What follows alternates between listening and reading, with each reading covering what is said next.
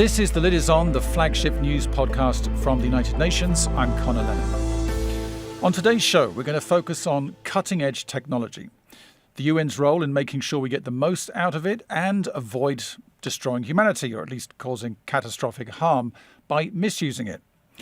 In the last few weeks alone, we've had a UN expert group meeting in Geneva to work out how to make autonomous cars safer.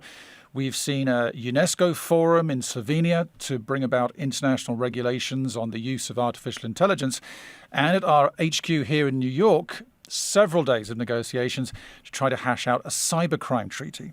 But let's start with robot cars. The other day, I was watching the Julia Roberts Netflix movie, At the End of the World. You may have seen it. There's a great scene, which is not in the book, where hundreds of hacked Teslas crash into each other on a freeway slip road. The context basically is that the US has been hacked. Now, this seems to tap into our fears about cybercrime and technology in general. And the mood definitely seems to have changed in the last few years. I mean, I remember speaking to excited engineers in the 2010s thereabouts, and they were looking forward to a very orderly world of electric robot cars just around the corner, eliminating accidents and congestion. But it turns out it's a bit more complicated than that. And like personal jetpacks, hoverboards, the future always seems to be just a few more years away. But that's not to say it won't happen. And the UN has been at the heart of discussions involving countries and the transport industry to develop international regulations and guidelines governing automated driving. Now, earlier this year, the UN Economic Commission on Europe held the first working party of the year on this topic in Geneva.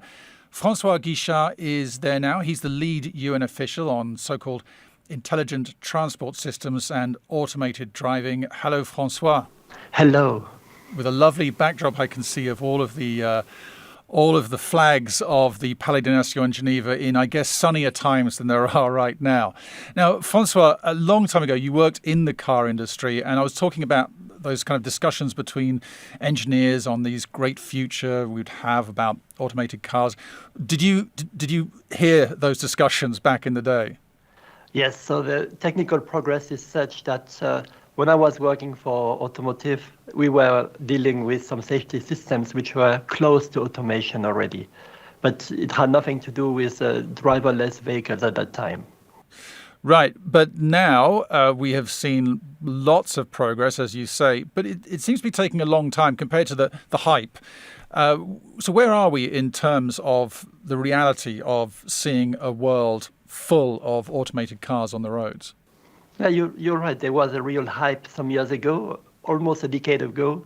People were announcing driverless cars within 4 years. And we always found it, very courageous to announce that. We know that this is very complex. Back in 2014, we started to work on automation. In 2015, our executive secretary called on for cooperation in policy brief, policy discussions, and also op-eds. We called everyone to join us and to make it happen. And we have today now everything in place in order to have discussions among authorities, vehicle manufacturers, and we are developing the rules for these vehicles. And why is it so complicated?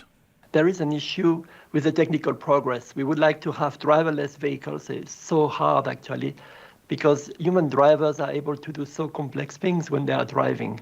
But also they fail. And you know that we have a drama, road safety. We have almost 1.2, 1.3 million fatalities per year, road safety. So, driving is difficult. And when it's about technology, engaging with humans is very complex. But some people would say that human beings make more mistakes than machines would.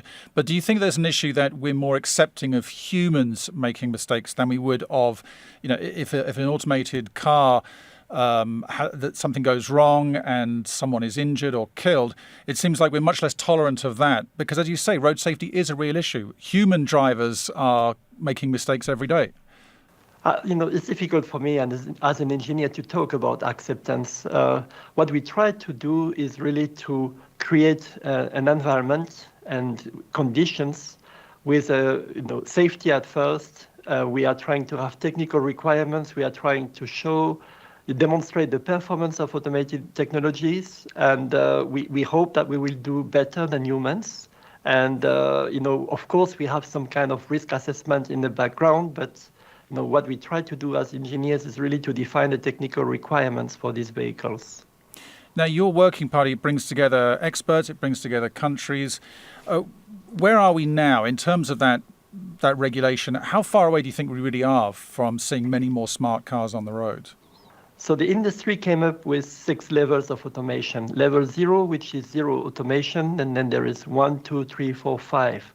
And what we have today on the streets in many countries are level 2 technologies, which are basically driver assistance systems. So it means that the driver remains in control and the driver really, operate with the assistance, but is driving.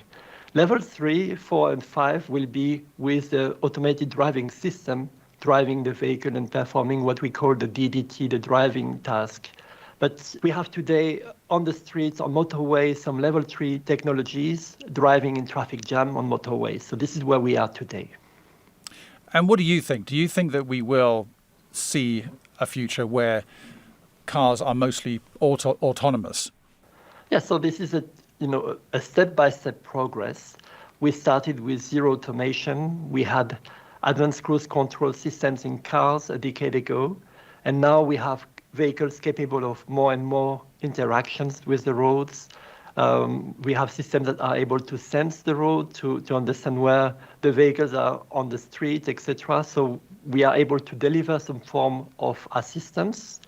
And the next step will be some vehicles which are able to drive completely under limited circumstances. And we really see this happening. We are now engaging in the development of a global technical regulation for automated driving system. This is something that we expect to start in 2024. And we do that for a reason. The industry is claiming that they are ready for this. And we really hope that is going to happen because we have so many challenges in transport to tackle. We have the road safety crisis. We have also the impact on the environment. We have global warming mitigation that we have to support with the technology. And next week, actually, at the Inland Transport Committee, we will probably adopt the strategy for climate change mitigation related to transport. So there is really a need, and the technology is going to assist for that. And what about the fear of hacking that I mentioned earlier? That the fact that people could potentially get into your car and control it when you're inside and endanger your safety. Is this something that people are worried about within the working party, and what's being done to try and assuage those fears? Yeah, this is something that is very serious. I don't know if the risk that we have with cybersecurity correspond to what we see in movies. It might be different. But vehicles are connected. In Europe, for example, vehicles have to have a connectivity for ecosystems, for example. So there is a risk with every new vehicles, basically. And that's the reason why the working party for which I work initiated activities on cybersecurity and also adopted a technical regulation for cybersecurity. This was back in 2020, and some countries are mandating this regulation. So the industry is getting ready. The regulation is not telling that you have to use some magic in order to protect against any kind of cyber attack, but the regulation is there to make sure that all processes are in place and that in case of an issue, then we have the means in order to react to this issue. And are there any technological breakthroughs coming down the line that we should get ready for in the next 6 months to a year or so? So we just adopted a technical regulation for ADAS systems. So what you have, for example, in the USA with Tesla, there will be some means in order to assess the technology, and for those countries applying type approval, there will be the possibility for third-party testing to happen and also to provide approvals for these technologies. So this is a breakthrough. It means that we will have more and more assistance technologies on the market. And as I said, also, we are now developing the technical regulation for automated driving systems for this level 3, 4, and 5 in fine. And, this is going to happen. That was Franois Giraud, a UN expert on autonomous cars, on the UN-convened Working Party on the regulation of autonomous vehicles. Now let's turn to artificial intelligence. After what seems years of fevered speculation about the possibilities of AI, recent technological breakthroughs are starting to bring some science fiction ideas closer to reality. Last year, it seems we were all talking about the amazing things that ChatGPT could do. Huge numbers were trying it out, including me. And then people were starting to worry about the ways this powerful tool could be misused. On the plus side, it seemed the world was starting to wake up and make a concerted effort to bring some order to AI regulation and get to grips with some of the unethical behavior that's already starting to ring alarm bells. In 2023, we saw some really interesting national and regional developments, notably at the European Union level, and the UN Secretary General, Antonio Guterres, convened an AI advisory body, a group of 38 of the world's foremost human intelligence on the subject, tasked with coming up with recommendations for the international governance of AI. And those reports will build on the work of UNESCO. That's the UN Education, Science and Culture Agency, which developed its recommendations on the ethics of artificial intelligence in 2021. Those recommendations, by the way, were unanimously adopted by the agency's member states. And earlier this month in Slovenia, UNESCO held its big annual global forum on AI, at which the main players take stock of the progress made in putting those recommendations into practice. Irakli Kodeli is the head of the AI ethics unit at UNESCO, and he joins us from Paris. Hello, Irakli. Hello, glad to be with you. Now, very briefly, Irakli, just give us an overview of those recommendations back in 2021. Just give us the summary of that. With pleasure. What's really important to note about that recommendation is that is first ever and still the only global normative instrument in this domain. So very often we encounter these discussions even today that we need to come up with a global framework of principles. It's important to note that already exists, and it came about after quite intensive negotiations amongst the member states of UNESCO, 193 member states then, now 194 with the United States back as a member of UNESCO. And this framework still stands today to provide guidance to the policymakers about what to do, how to govern this rapidly evolving technology.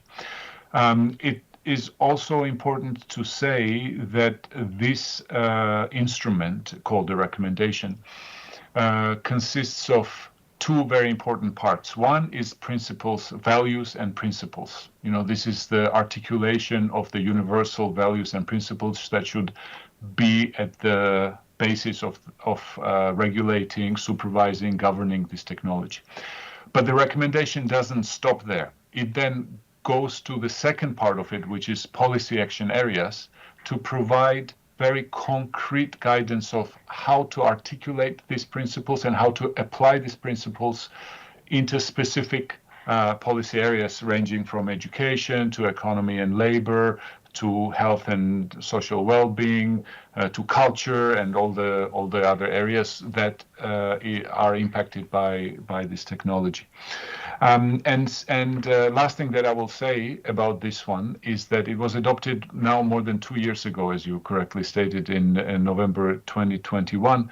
For us at UNESCO, that's when the conversation about the values and principles ended, and we shifted into another gear of implementation. And so for the last 2 years, we have been working very closely with our member states, trying to translate the promise of this recommendation into concrete outcomes on the ground.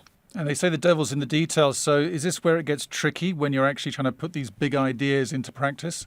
The recommendation is not a document of a very general nature. It does itself contain very specific indications. So, for instance, when we're talking about improving gender balance in the AI world, the recommendation provides concrete guidance on how that can be done, how the money, for instance, can be channeled to the programs, both public and private money, to the programs that actively promote the role of women in the industry, and so forth and so on. So the recommendation itself is quite specific.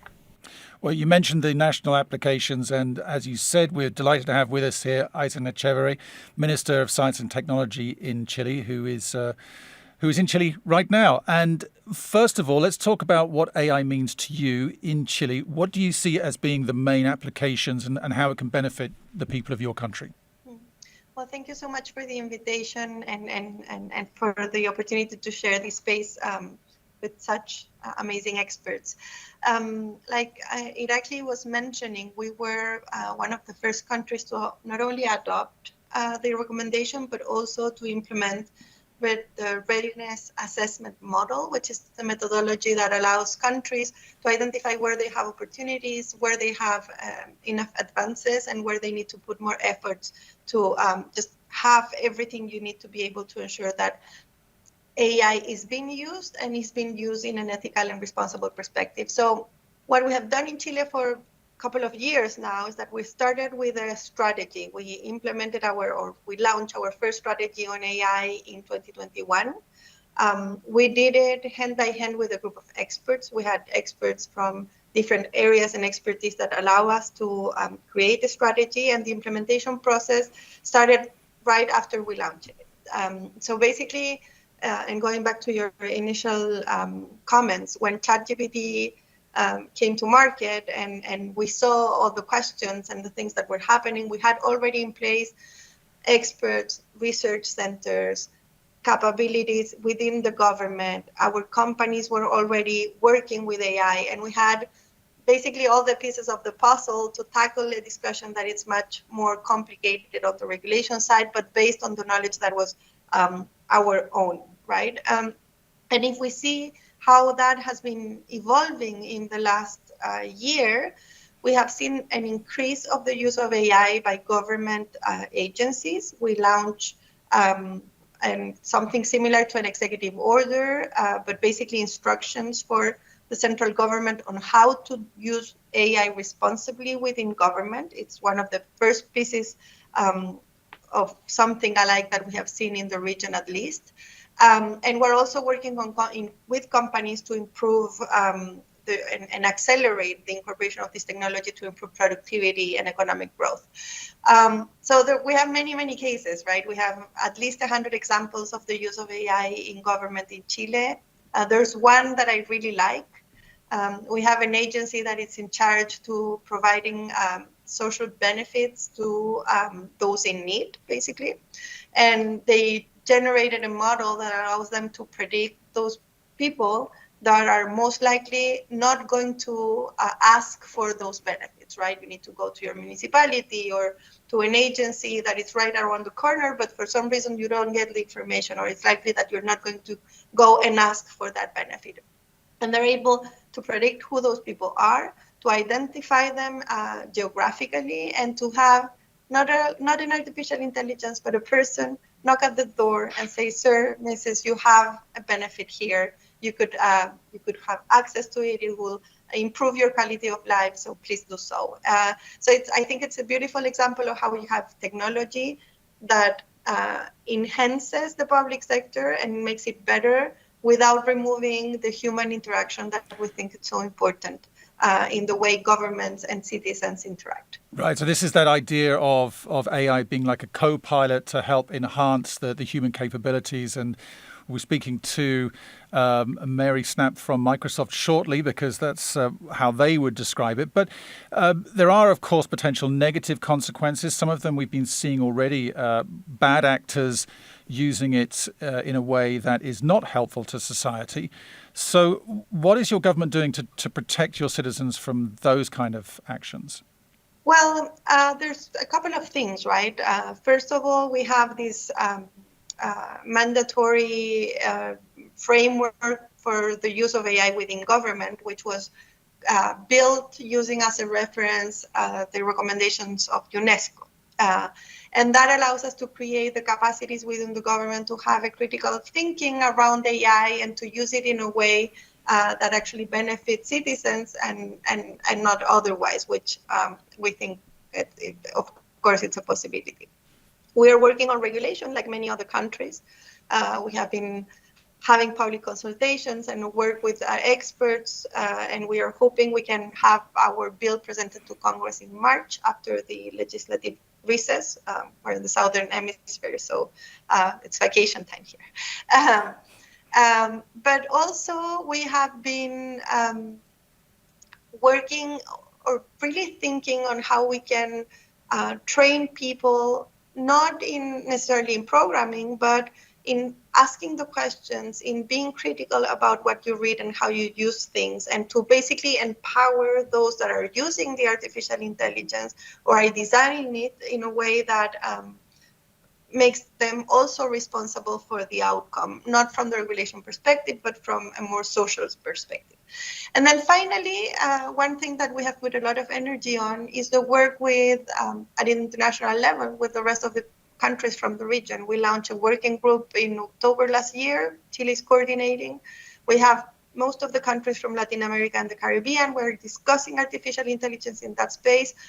But there's one main idea that comes up in every meeting, and which is something we have been repeating in every space, is that when you talk about the wrong uses you can give to the AI and and ethics and responsibility, there's a space that we sometimes forget, which is the digital divide, and how the digital divide can actually have an impact on the way AI is developed and in what we understand as an ethical use of AI.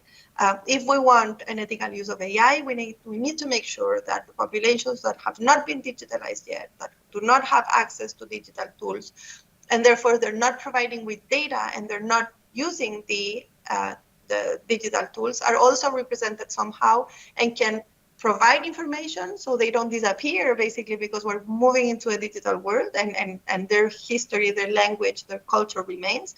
But also, how can they benefit from this basically worldwide effort to have this technology developed? And that means a lot of cooperation, a lot of capacity building, and so on.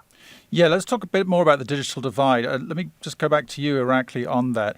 I mean, this is something that we talk about in relation to all kinds of digital technology, not just artificial intelligence. But to what extent is making sure that we minimize that digital divide a part of the recommendations?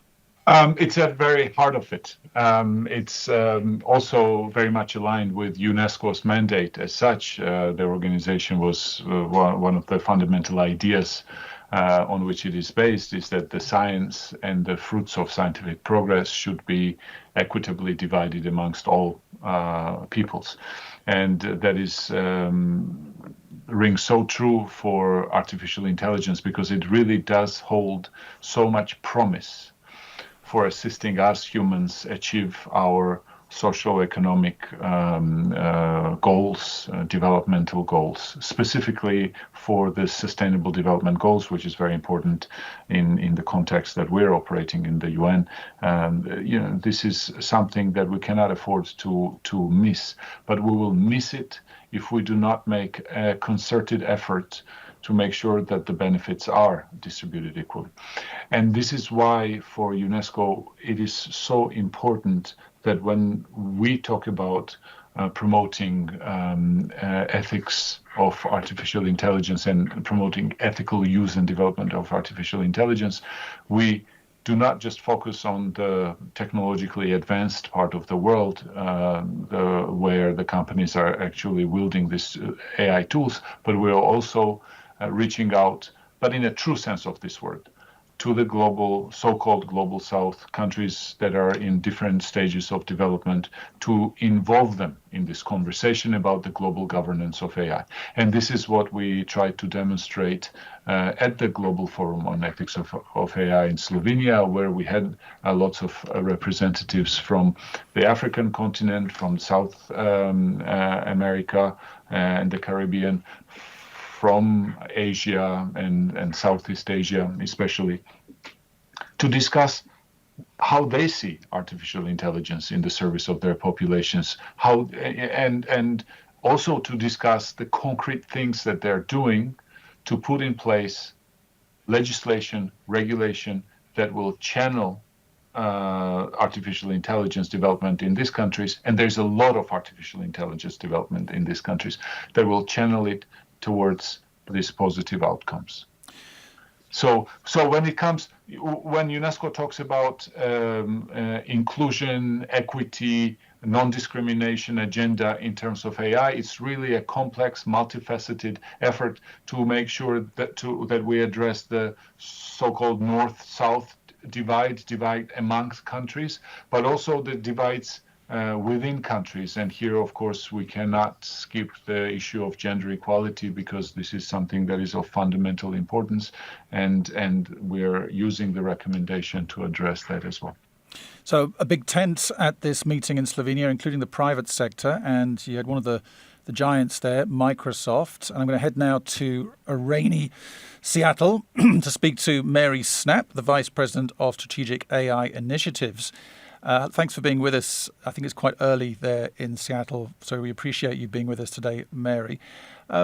So it's funny that many people from your industry are worrying that AI tools are beginning to make these certain conceptual leaps and reach conclusions in ways that they don't understand. And I'm sure that when you're at dinner parties and you tell people what you do, you get these kind of questions as well. So, I mean, first of all, are you concerned as someone who's in the industry?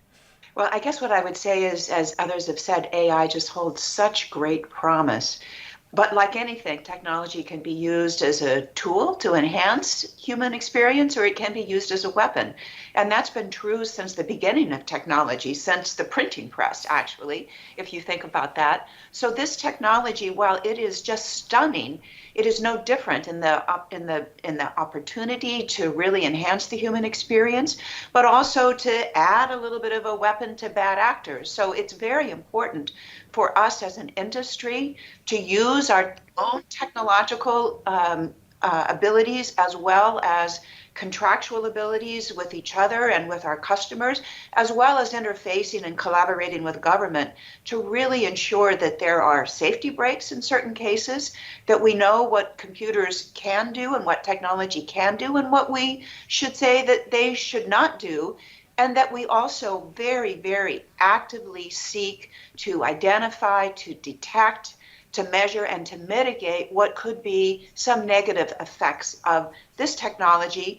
And frankly, just as there were negative effects of social media, where perhaps we together, collaboratively, didn't address the issues that we could have and maybe should have earlier on, this is an opportunity to really work together early on to attempt to mitigate what could be some more negative effects, while still recognizing the tremendous promise of the technology. And as one of the leading companies in this area, your company, Microsoft, signed up to these ethical principles at the UNESCO meeting on creating ethical AI. Just boil down what that actually means in concrete terms. Well, for us, it really means building on some work that we have been doing since 2017, as we recognize that the artificial technology, or the artificial intelligence technology, was really coming very, very quickly forward. We created an arrangement with the very top three executives of the company, Brad Smith, and Kevin Scott, and the head of our research organization, to really identify uses of artificial intelligence that would be more sensitive. In 2019, we actually created an Office of Responsible AI that sits within Brad Smith's organization. This office has a team of experts, not only technology experts, but also humanities, sociologists, anthropologists, and we really work to identify which uses of artificial intelligence in our products, and there are many, could potentially be part of a sensitive use case, and to mitigate that using various things like red teaming, where we really try to break the technology to encourage it to do harmful things so that we can mitigate that. We see the impact of that work in our enterprise Bing chat, in terms of the way that technology has evolved and the way it's gotten safer and safer to use. So we bring that information about what the technology can do with a shared sense of principles and values with UNESCO.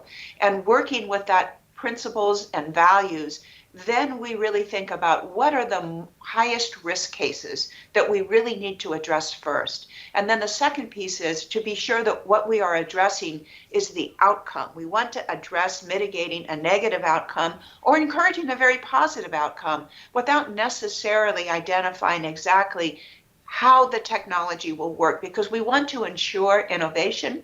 We want to ensure, frankly, competition, while we are sharing those same principles with our competitors. And so working side by side with UNESCO is absolutely critical to doing this work right for humanity.